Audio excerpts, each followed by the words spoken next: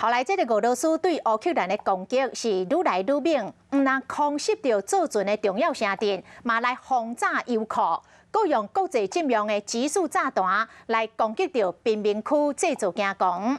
这个乌克兰嘛弹到俄罗斯的巡逻舰，规个士气是大振作。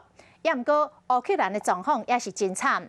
除了第三届开通着人道的走廊，互老百姓来逃难之外，这个土耳其嘛出面来敲斥，讲这个3月初10，包括土耳其、乌克兰甲俄罗斯要伫个土耳其会谈。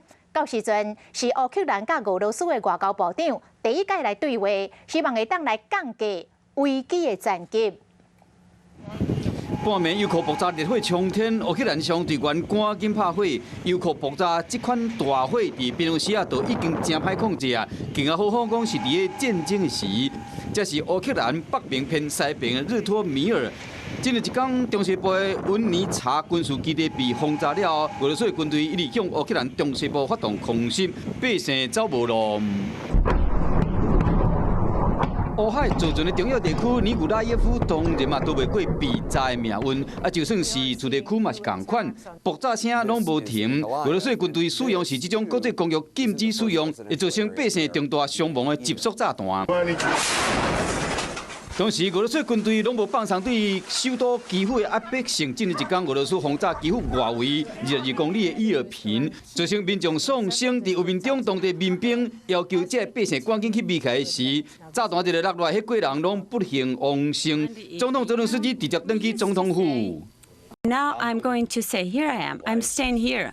乌克兰的军队嘛，毋是软脚虾，有一段影片显示讲，乌海港口敖德萨外海，俄罗斯的巡逻舰叫毕可夫已经出现，敢若是和俄罗斯的军队攻击。网络伫传讲，这只船已经沉落去啊。消息传遍乌克兰各地，乌克兰的部队对抗非常的庆祝。虽然讲战争拢是有输有赢，不过尾仔嘛是要透过政治外交来解决。目前是第3摆开通人道走廊，和百姓撤离。同时，乌海国家土耳其出面做公亲，俄罗斯的外长拉夫洛夫将头一摆甲乌克兰的外长库列巴面对面去谈判。我是陈雅玲，想要跟我一起从零掌握天下事吗？赶紧按下华视新闻 YouTube 频道的订阅按钮，开启小铃铛，跟我一起探讨公共议题，给您最专业的华视新闻。